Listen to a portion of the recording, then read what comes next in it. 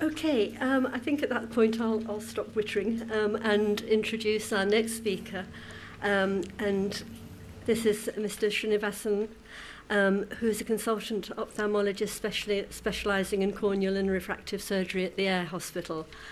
And he's going to be talking to us about some of the other options for keratoconus, particularly, I think, cross-linking and Intacs, which we heard about very briefly this morning. But he's going to talk to us more about that. And after his talk, we'll then have a panel session with Donald and Mr. Srinivasan to cover any questions that you have. So I'll hand over to you. Thank you very much indeed.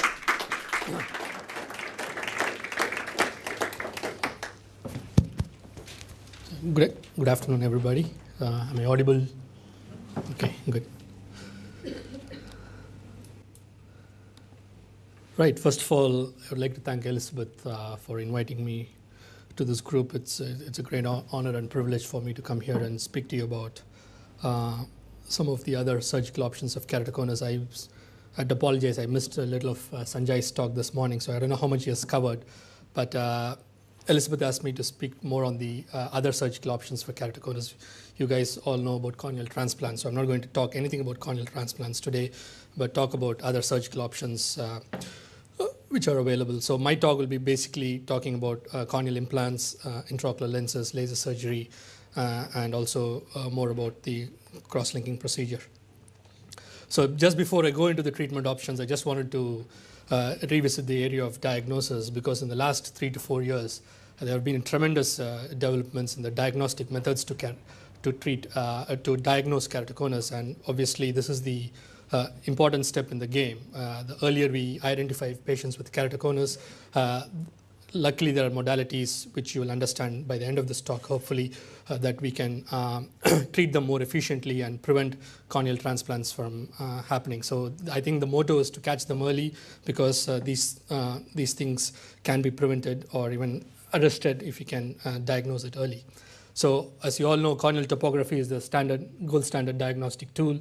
And even in the field of corneal topography, just because the way technology affects every part of our life, the technology has rapidly played a great influence in the corneal topography, and have got better diagnostic machines now, which are more powerful in diagnosing keratoconus for very earlier cases. And all this have developed in the last 2 to 3 years. I did most of my training in Liverpool, and I went to do my corneal training for 2 years in Toronto. And just at the time I landed in Toronto in 2005, this whole new thing was introduced in corneal topography, which was all very exciting. And now we come to realize how important this new principle has been. For people who have been dealing more with cameras and photography, you might understand what I'm going to talk to you about in the next few slides. There's a new concept in corneal topography, but it has been there in photography, which is known as the Scheimpflug principle. This is basically a geometric rule that describes that the orientation of plane of focus of an optical system is basically depends on the lens plane, and it's not parallel to the image plane. And Theodor Scheimpflug was a map reader for the Austrian army during the World War I, and he brought about this principle, which has greatly improved the depth and the focus of normal photography. I'm just going to skip that and then come back to it at the end. So if you look at the left here, that's the normal principle of a normal camera. You've got a picture plane depicted in blue, and then you've got an objective plane, and you've got a film plane. So the depth of focus which you get with a standard camera is restricted by these 3 things on your left-hand side. Whereas on your right-hand side, you've got the new Scheimpflug principle, where the picture plane, the focus plane, and the objective plane, and the film plane all come to focus at a particular point, thereby increasing the depth of the focus. So that's the old cameras, if people can remember. The one on the red line is the lens axis, and then the blue one, which you see on bottom right, is the focus point. And if both of them intersect at a point, which shown on the yellow or the green bar, then your depth of focus much increases. So the picture on your left is just a standard picture taken from a normal camera, and you can see how there is a depth variation, and you see the objects in the front are slightly defocused when compared with the couple of stones which are at the end of the cave. Whereas if you look at the picture on your right hand side, that's taken based on the Scheimpflug principle, and you can see how much, I don't know whether you can appreciate, there is a good appreciation of the depth of focus, and the stones right in front of the picture is as clear as the stones right at the bottom. So that's exactly the Scheimpflug principle, which has been the professional photographers have put it to use tremendously, and that's how you get better depth of focus.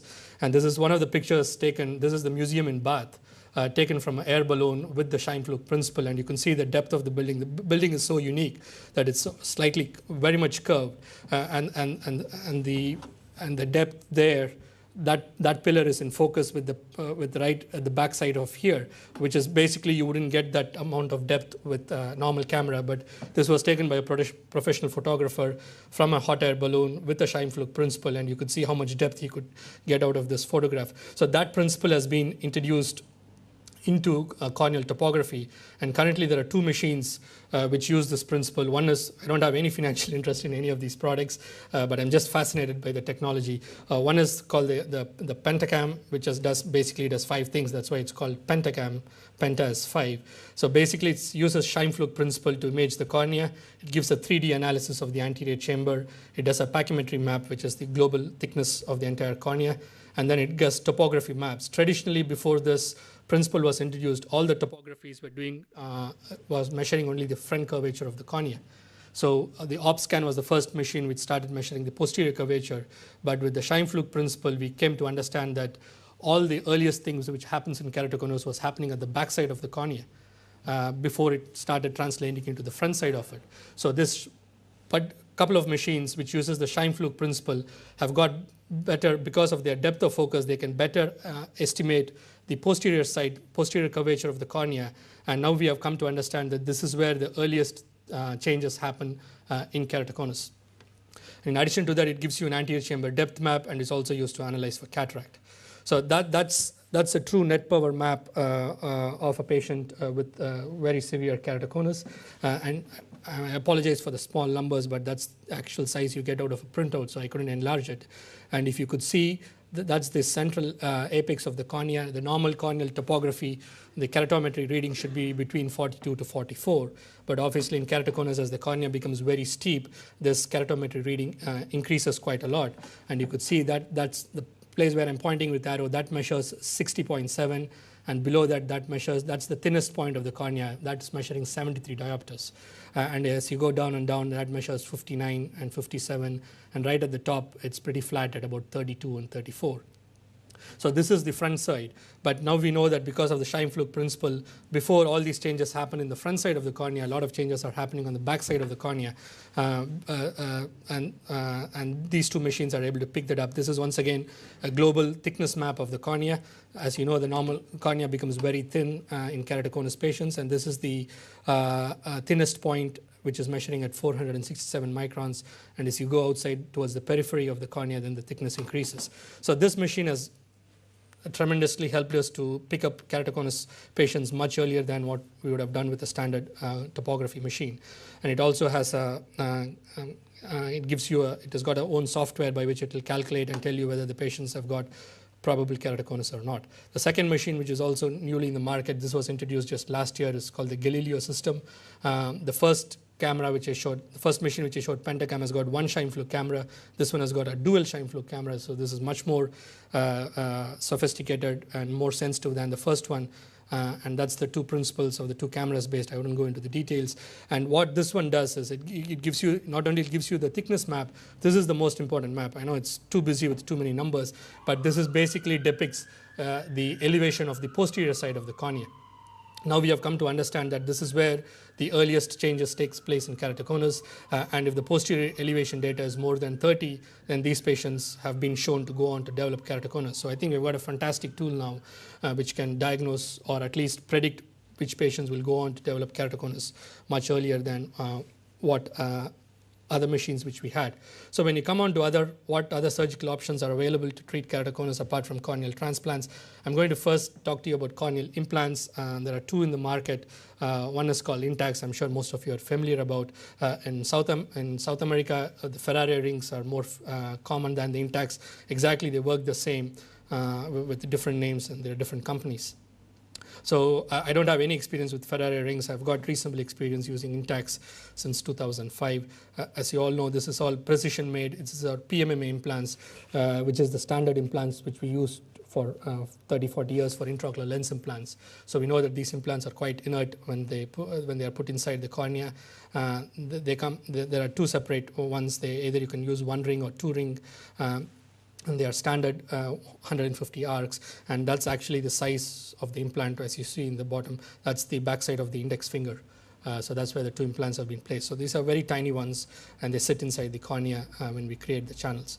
So basically the Intacs, when they were introduced, it was originally introduced in the 80s in the US for treatment of myopia. The FDA approved it in 1982 or 83, I think, for the treatment of low myopia. And this was based on the principle of the arc shortening model. So if you imagine those two trees and with a little hammock there, basically by putting in the implants, you stretch the hammock and make it less boggier than what it was. So basically you stretch the hammock by putting in the implants, and that's exactly what it does for keratoconic patients. It goes in within the cornea and it starts flattening the cone a little bit, and thereby the short-sightedness or the myopia is reduced. And we'll talk more about it as we go through. So as I said, it was approved by the FDA in 1999 for myopia. These are lathe cut devices. They are 150 arc each, and they are placed in the mid-periphery of the cornea. So it's placed at about 2/3 of the depth of the cornea. These rings are fixed diameter. The inner ring diameter is about 7 millimeters, and the outer ring diameter is about 8 millimeter. So what it does is when you create channels and place these implants within the cornea, the arc length of the cornea shortens, the central cornea flattens, and that's how the cone becomes a little more flatter. What I need to stress here is this doesn't cure keratoconus, as you all know. All it does is for stable keratoconic patients, it can flatten the cornea, thereby it can make a contact lens fit a bit more comfortable. The major disadvantage of this Intacs is it's very unpredictable. So we don't know, we might get a fantastic result in one patient, and we use the same parameters in the next patient, they produce no effect. So until we do it, we don't know whether it will work or not. That's the downside of it. It's slightly unpredictable, and what you need to clearly understand is it's not the cure for keratoconus. It's only for stable keratoconic patients, and it can flatten the cone. I hope this video works. I've got a few videos to show, so bear with me. This is just an animation of how it works, and then I'll show you a couple of real patients. So that's the two implants. You don't have to always use two implants. Once again, it depends on how steep your cone is, and based on that, the company has provided us a nomogram, and then we can decide on whether you have to place a single implant or two implants, or there are several ways to it. So basically what it does is you create a channel inside the cornea, and then you feed this implant through, and when both these implants sit, that's how it looks, and it produces a central flattening. And there are different ways to create the channels within the cornea. Till about 4 years ago, we had to mechanically use channels to create it. Now we have got a fantastic laser which has simplified the whole process. This video is when I started, we didn't have the specific laser. So this is that's a diamond blade which makes a partial cut inside the cornea, and we have got a special device which we actually create this channel by mechanically using this device. I promise there will be no blood from this video. So, so that's a little device where we create a little pocket, and this is more time consuming. So, and this is all done under patient being awake with the drops. So because they have to keep focusing on the microscope light. So it looks gruesome, but it's usually a painless procedure. All they feel is a little bit of pressure when we put this suction device to create a channel, because the pressure inside the eye has to be really high for us to create a channel inside the cornea. And you basically need 3 hands to do this. So there you see that little pocket being lifted, and this little device which is being pushed inside this channel, and then you'll see me rotating it. So that creates channel on one end of it, and then we come back and put the device on the other side to create the other channel. So that blue ring, if you're just following the blue ring, that's where we have marked, and it's done in the central 7 millimeter of the cornea. And once again, the channel is fed through, and that device, it's just a blunt instrument. It's not sharp, and it goes in and it creates a channel at about 2/3 of the thickness of the cornea. And once the channel is created, those are the implants going in. It is basically fed in. And this patient had 2 implants, so one is put on the left-hand side, and that's the right side implant, which has been pushed in. And then we just put one suture to close the wound through which is fed in the channel, and then that implant stays, that suture stays for about 2 months before we removed it. And it's done under topical anesthesia. Patients can go home the same day, and usually if it produces a flattening effect, it does within 24 to 48 hours.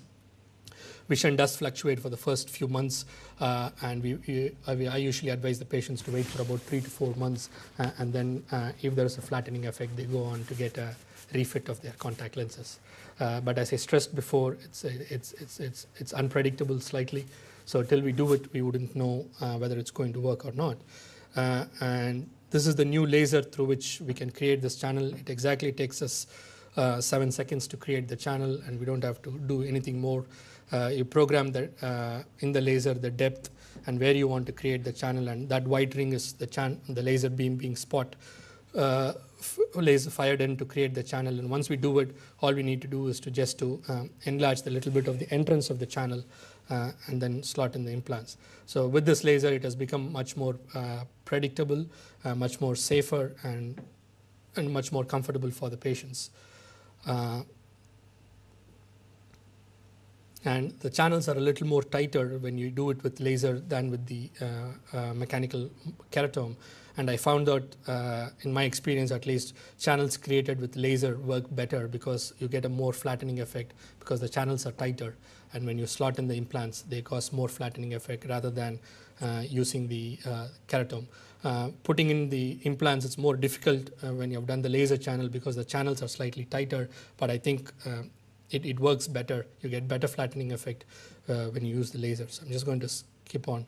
So the advantages of Intacs are it restores your function, creates cornea which is more receptive in the sense it becomes more flatter if it works. It reduces corneal coning. The majority of the work is done by the central flattening of the cone.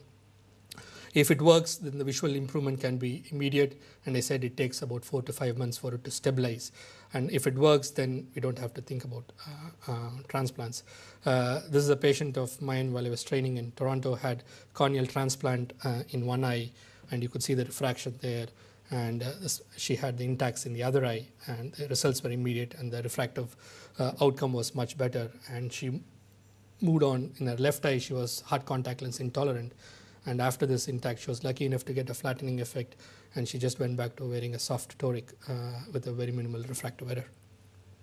So this is a patient who had required to have only one single implant. As you can see, we just put one ring there. That ring which you see there is basically a reflection, so it's not 2 rings. It's just one ring sitting at the bottom there, and this patient had 2 rings. So depending on how steep the cone is and the thickness, there is a normogram which we tend to follow depending on. Even the thickness of the implant changes based on the steepening of the cone. This is another patient who was completely contact lens intolerant, had Intacs, 2 segments, and went back to wearing piggyback lenses. As you can see, a soft lens is there and a hard lens on the top of it. And these are a couple of examples. I'll just quickly go through it. What I wanted to show in this picture is the side profile. That's the anterior elevation map, and that's the posterior elevation. And you can see the posterior elevation is much more than in the anterior elevation because that's where the first changes in keratoconus takes place. And this is before the Intacs. Vision was counting fingers, best corrected to 20/50. And after the Intacs, you can see how much flattening it has taken place, and the astigmatism has come down from -6 to about -2.75. And this is how the architecture modifies. And this is a shine fluke camera. Once again, you can see that steep elevated, that's the keratoconic eye. And you can see these two Intacs implants have been put and see the amount of flattening it has produced compared with this. If it works, when it works really well. And when it doesn't work, we don't know why it doesn't work. So the main goals for Intact surgery is to improve the quality of vision, decrease the multiple images, reduce the higher order aberrations. And if it works, certainly it can avoid or even defer a corneal transplant procedure. And patients are usually able to return to their contact lenses, or if the flattening is more than what we expected, then you can even go back to wearing glasses. So who would be a good candidate for Intacs? Not all patients with keratoconus would be good candidates for Intacs. So relatively moderate cone, they recommend that the K readings should not be more than 60 diopters, meaning that it shouldn't be a too steep cornea. And the corneal thickness should be at least 400 microns, especially in the 7 millimeter zone where we create the channels. So you need some amount of cornea behind the implant and on the top of the implant. So if the cornea is very thin, then they wouldn't be good candidates for Intacs. And once again, they shouldn't have any scarring in the center. Unfortunately, you will all know that the more steeper the cone, they continue with the contact lens fit, and invariably they do develop apical scarring. And patients should understand that it may not help them at all, and it's very difficult to predict which group of patients Intacs helps and which group it doesn't. So unfortunately, that's the nature of the beast. And it's also the fact that they would require some kind of correction even if the Intact works. Very unlikely where the Intacs will completely flatten the cone and they'll have an unaided vision. If it happens, it's great, but unfortunately, it doesn't happen in all of them. So the contraindications for Intacs would be very steep corneas, which will invariably cause a very thin cornea, apical scarring, or if they have any unrealistic expectations about the procedure. So what to expect if you have an Intacs? Usually improvement by next day, as I said. There's very minimal discomfort because it's a very small incision which we create, and we usually put a bandage contact lens on the top of it. So usually they can get back to their work within 2 to 3 days. Suture is left in place for about a couple of months, and then we remove. It's difficult to analyze the results till about 3 to 6 months, where it keeps fluctuating. And then it stabilizes by about 6 months' time.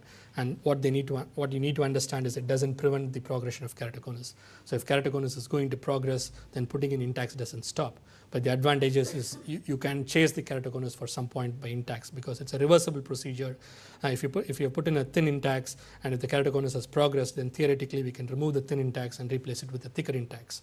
So you can keep chasing it at some point, and after that point, either the cornea becomes very thin, or even with the thickest Intacs implant, you may not get the results which we expect.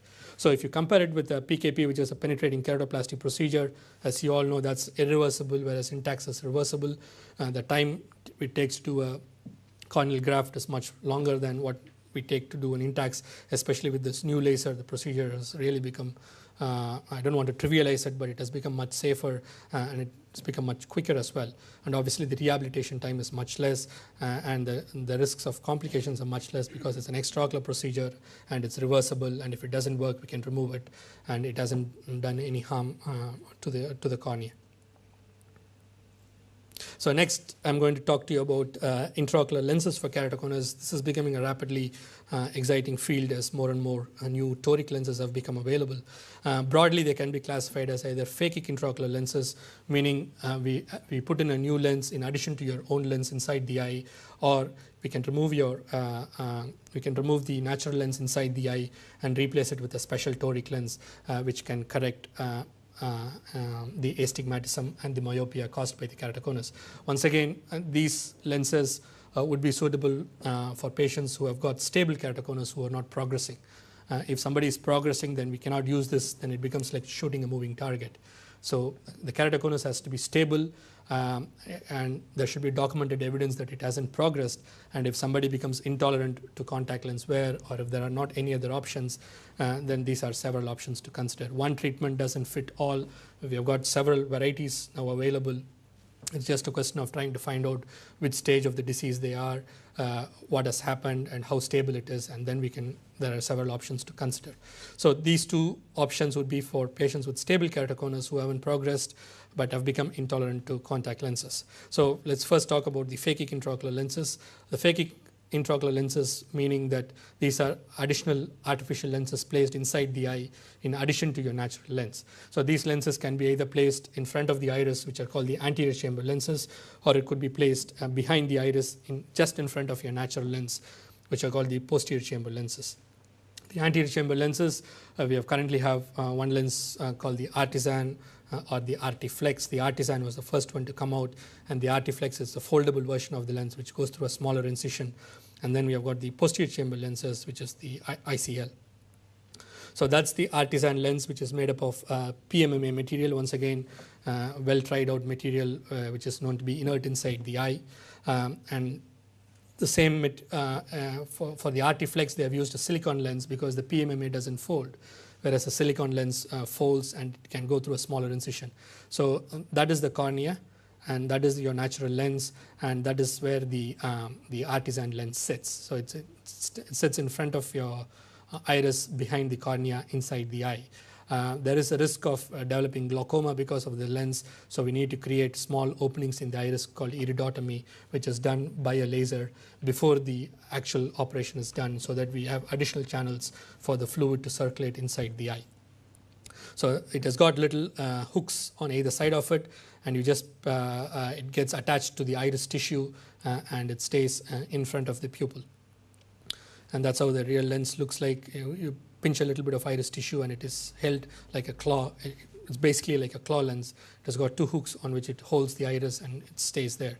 So I'm just going to show a video which I currently borrowed it from my colleague in East Grinstead in London. That's an Artisan implant for a keratoconic patients, and now these Artisan lenses have come with a toric option as well. So you can corrects both the short-sightedness as well as the astigmatism as well. And the new Artiflex version has come. This is the old Artisan version. Sorry, this video has got some blood. I should have told you before. But that is as much blood an eye surgeon gets. So that lens is done under topical anesthesia. Takes about 15-20 minutes to do the procedure, sutureless. The lens is placed in front of the iris, in front of the pupil, behind the cornea, and you will see a special forceps is used to take a little bit of iris tissue and put it inside that claw, and that it holds the lens, and it's quite stable. And it was found by a Dutch ophthalmologist way back in the 70s, and now we have got about 15-20 years data on this. So that's what that lens is about. And the advantage of the new version is it goes through a much smaller wound, and it comes with a toric option. So it not only corrects the short-sightedness of the myopia of the keratoconus, but it also corrects the astigmatism as well. The other lens which I've got reasonable experience is the posterior chamber lens, which is called the implantable columnar lens. Some people call it the implantable contact lens. That website address is, which I have given below, is the company which makes it. All these lenses are custom made, and it's made by a company called Visian, which is based in Switzerland. And that's the only place where they make these lenses. And these lenses are once again done on an individual basis. We have to take all the measurements from the patients, fax the information to them, and then they make the lenses. So it takes about 6 to 8 weeks for the lenses to be made and sent back. The Collamer is a special kind of a collagen polymer which is 100% pure, and it's biocompatible. The Collamer transmits light very similarly to the natural lens inside the eye. So it's quite a compatible material, and it's quite inert, and it stays reasonably well inside the eye. That's how a lens looks like. That little mark shows the front side of the lens to the surgeon, and that little star marks here. This lens once again comes in a standard version and a toric version as well. So the toric version corrects the astigmatism as well, and I've used it for keratoconic patients, once again stable keratoconic patients. So that's where the lens sits inside the eye. Unlike the lens which I showed before, this lens is placed behind the iris. That red thing is your natural lens. So that blue ICL sits right in front of the natural lens inside the eye. Once again, since it is made up of a Collamer material, it's foldable, goes through a very small incision, which is about 2.75 to 3 millimeters in size. So that's the video of the procedure. Pupil is very well dilated because the lens has to be placed behind the iris, and then if the patient's natural lens is still left there. So this is an extra lens which stands in front of the natural lens. And it nicely unfolds inside the eye, and we use special instruments to tuck it, to tuck the lens behind the iris. And after that, special drops are put in to make your pupil smaller to come back to its normal size, and the lens stays there. So while I was training in Toronto, we used this for about 14 patients with stable keratoconus, and we presented it last year at the American Society for the American Academy of American Academy of Ophthalmology meeting. All these patients were stable patients with keratoconus. They haven't progressed. They were all contact lens intolerant, and they had large amount of myopia and astigmatism because of the keratoconus. So we did this procedure on 14 eyes of 8 patients with stable KC. As you can see, the mean uncorrected vision improved from 2400, which is equivalent to 660, to about 2030 post-operatively. So, and it's quite predictable as well. About 7 patients are within 0.25 diopters of what we predicted. 5 patients were within 0.25 to 0.5, and there are only 1 patient which was above 1 diopters, which is fantastic given the fact that these are difficult eyes to measure because of the keratoconus. So the next option would be a pseudophakic intraocular lens, where we remove the natural lens inside the eye and replace it with an artificial lens. And now the technology has come where we have special toric lenses available, which not only corrects the short-sightedness but also corrects the astigmatism. Either if these patients go on to develop cataract, then it gives us a great opportunity to correct their refractive error because of keratoconus. We can remove either the clear lens and replace it with a custom-made toric intraocular lens which corrects the refractive error caused by KC, or if they develop a cataract, then we can remove the cataract and replace it with a custom-made toric lens. Once again, there are 2 companies which are taken the first strides in it. There are several other companies which are making it. One is the Acrisoft toric lens. They correct about 1.25 to 3 diopters of astigmatism, and that's how the lens looks inside the eye. And you can see the special marks there, which shows where the toric axis have to be oriented to the patient. The other lens which I've got reasonable experience, which we use currently in air, is the Rayner lens, which is made by a British company based in Sussex. Once again, they make toric lenses, and the advantage of this company is they can custom design toric lenses up to 11 diopters of astigmatism. So that's a patient of mine who had stable keratoconus, went on to develop a cataract, and we had the opportunity to remove the cataract and put in a toric lens to correct the short-sightedness and the astigmatism caused by the keratoconus. So we just, before the operation, we just mark the axis, and that's the steep meridian at 120. So I am marking that, and then the cataract operation is pretty standard as we do for a normal cataract. Only thing, the lenses are special and has been custom designed for the patient.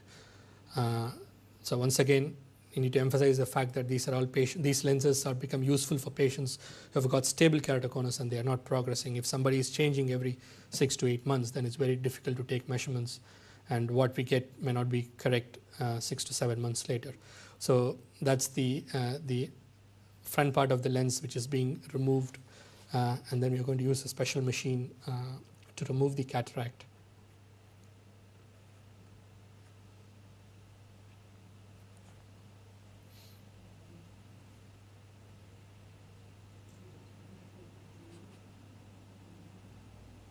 And all this is once again done under topical anesthesia just by putting freezing drops, and the patients are awake. It usually takes about 15-20 minutes to do this procedure.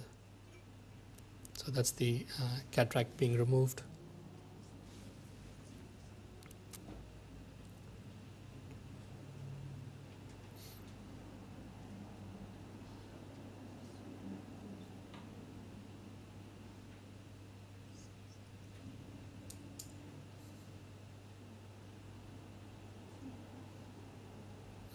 And then once we remove the cataract, then we use a special instrument to remove the loose bits of the cataract. The central cataract comes off with a special machine, and then we have got the loose part, which is called the cortex. Then we use a special instrument just to clean that up.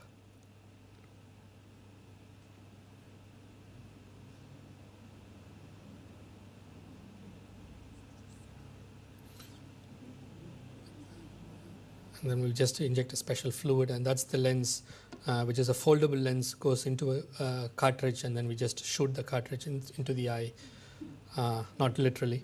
So, so as you see, it goes through a very small incision. We don't have to put any sutures. That's the advantage, that these lenses are foldable and go through a much smaller wound. And once this is how a normal cataract operation is also performed. The only unique feature of this lens is it has got a toric component, which means we have to position the lens in such a way that it corrects the astigmatism of the patient. So we know that the steep meridian is at 120, and then you'll see little marks on the lens. You may not see it very clearly on the video, but I've got some post-operative pictures. There you can see just about there. It will come to focus and go. And there are 2 little marks on the lens. There it is. And then that helps the surgeon to position the lens in such a way it corrects it. And that's how it looks post-operatively. So those are the marks I talked about, one there, and this patient was exactly placed at the steep meridian at 120. And this patient is currently 6'9" unaided, which is fantastic for her. And you get great results because the keratoconus is stable, and these lenses have got very predictable results. So lastly, I'm going to wrap my talk by just talking about corneal collagen cross-linking. There's been a lot of exciting talk around this, and I'm sure most of you have had or heard or read about this. It was started by an Austrian ophthalmologist called Theo Seiler. They did the first experiments in 1993 to 1995 in rabbits and in pig's eyes, and then the first human studies, they enrolled patients in 1999, and it was first published in 2003. So it was published widely in the literature. Their first paper came out in 2003, but they have been recruiting patients from 1999. The basic principle is like putting a scaffolding on a weak building. They got this idea from the dental surgeons, where they found out by putting riboflavin, which is the vitamin B2 drops, inside the cornea and exposing it to a special UV light, you basically strengthen the fibers within the cornea, and they convincingly showed that by doing this, it strengthens the cornea and prevents the keratoconus from getting worse. When it all first came out, we thought it was too good to be believed, but now we are slowly getting convinced as more and more other groups from Theo Seiler's group have published data, and the results look really promising. And currently the FDA has set up a study in the States. It's currently not approved in the United States there, so FDA study is going on. They should finish recruiting by the end of this year and hopefully submit the data to FDA next year. So they're expecting by at least in 2 to 3 years' time, it would be approved across the Atlantic on the other side. But we have been very lucky that it's CE marked, and it's been started in Europe, and it's becoming widely available in Europe and in other areas as well. So the basic principle of this is to remove the corneal epithelium because the riboflavin drop molecules are quite big that they cannot go through an intact corneal epithelium. So the surgeon removes the corneal epithelium, puts in riboflavin drops every 2 minutes for half an hour, and then examines the patient in the slit lamp, and you could see a green color of the cornea because the riboflavin has completely gone through the entire cornea, and then expose the eye to a special UV radiation. It's like lying in a sunbed, exactly that the rest of your body is not exposed, just the eye is exposed to a special UV light at 365 nanometers for 30 minutes. And it's been shown to increase the tensile strength of the cornea by almost 300%. So when to do earlier the better, but there should be documented evidence that the keratoconus is progressing, and there are some contraindications where we cannot do cross-linking. Once again, like Intacs, the minimal thickness of the cornea should be 400 microns. And at this point, I have to stress that this thickness is after removing the corneal epithelium. So the corneal epithelium is about 50 to 75 microns. So once we remove the corneal epithelium, then we measure the thickness of the cornea. It should, for the safety margins, it should be 400 microns before we can do the cross-linking. So, and you should remember the fact that the keratoconic cornea is already thin. So some patients may not qualify for it. I've got, in my limited experience, I've come across one patient where even after putting the special riboflavin, we weren't able to increase the cornea. That we traditionally use, there are 2 kinds of riboflavin drops. We traditionally use the isotonic riboflavin. I'll show you some pictures. But if the cornea is less than 400 microns after we remove the corneal epithelium, there's a special hypotonic riboflavin which goes in and swells the cornea. So say if after we remove the corneal epithelium, if the cornea is only 350, then we can use a special riboflavin to swell the cornea, bring it up to 400, and then do the treatment. Say if after removing the epithelium, if the cornea becomes 250, then it's unrealistic to expect the hypotonic riboflavin to increase the thickness from 250 to 400. But if it's around 330 or 340, then it can increase the thickness to 400, and we can still safely do it. So I'll just go back to this. I've been doing this since July of last year. I've done 14 patients so far, and I'm glad to tell you that none of these patients have progressed since had the cross-linking, and I'm fortunate that my first patient is sitting in the audience here. The main aim for doing cross-linking procedure is to prevent the keratoconus from getting worse. But now we know that in about 20 to 30% of people, it not only prevents the keratoconus from getting worse, but it also produces a flattening effect. But you need to understand that the main reason for doing is not to get the flattening effect, but it is to prevent the keratoconus from getting worse. Of the 14 patients, I have noticed flattening in about 4 patients of mine, up to 2 diopters, ranging from 0.25 to 2 diopters. So that's the principle of riboflavin, is that it gets deactivated when it gets exposed to sunlight. So it comes in a brown, black bag like that, and just before we do the treatment, we cut the bag and remove the packet inside, and that's how the riboflavin looks. It's quite a jelly-like fluid, and it goes in a little dropper, and we remove the corneal epithelium. We put a lot of freezing drops, put a little clip to keep the eye open, and then once we remove the epithelium, we start putting in drops every 2 minutes for half an hour, and then we check the patient to make sure that the riboflavin has gone in. The principle is that once the UV light is exposed into the eye, the riboflavin catches all that within the cornea so that it doesn't go further past the cornea. If we don't follow the safety protocols, then there is a risk of developing radiation-induced cataract, because the UV light can cross the cornea and then go and damage the lens. So it's very critical that we keep up the safety margins. The way it works is at the micromolecular level, it induces more cross-linking. If you imagine that's the normal cornea, and these purple ones are the amount of bonds which link one fiber to the other. By doing the riboflavin, you get this extra green marks, which the riboflavin goes and induces more cross-linking. So its basic principle is like putting a scaffolding on a weak building, and it has been now shown to prevent keratoconus. So since 2003, there are other groups which we have published similar results, and it looks more and more promising, although we don't have 10 or 15 years safety data on it. So far, all the papers, at least there are about 10 to 15 published literature work on this, and none of them have reported any side effects of this, apart from infections which can potentially develop when we peel off the skin, and it takes about 2 to 3 days for the skin to heal. Until that time, they have a special bandage contact lens put in. Apart from that, there has been no reported side effects of this, as long as the safety measurements and safety protocols are measured. So that's just an example of a pig's cornea, which I took from Theo Seiler's paper published in 2003. That you can see the pig's cornea hanging freely before the cross-linking, and see how stiff it becomes once the cross-linking has been done, and it holds up against the gravity. So that's just to show that how stiff a cornea becomes after cross-linking procedure. So that's how the cornea looks. That's the special UV light which creates a green hue because the cornea has got completely riboflavin. That's a special UV lamp which is held about 5 centimeters above the patient's eye. Patients, once the drops are put in for half an hour, then the patient is taken to a special room where the UV light is exposed for half an hour, and during that half an hour, once again, they get riboflavin drops every 2 minutes. And this light has got a self-timer, so after half an hour, it switches off. So that's the safety device inbuilt within the procedure. So to conclude where we are today, I think it's reasonable to say that corneal transplant has become the last resort. There are definitely better screening tools which helps us to pick up keratoconus much earlier, and collagen cross-linking for progressing cones is definitely looks very, very, very promising.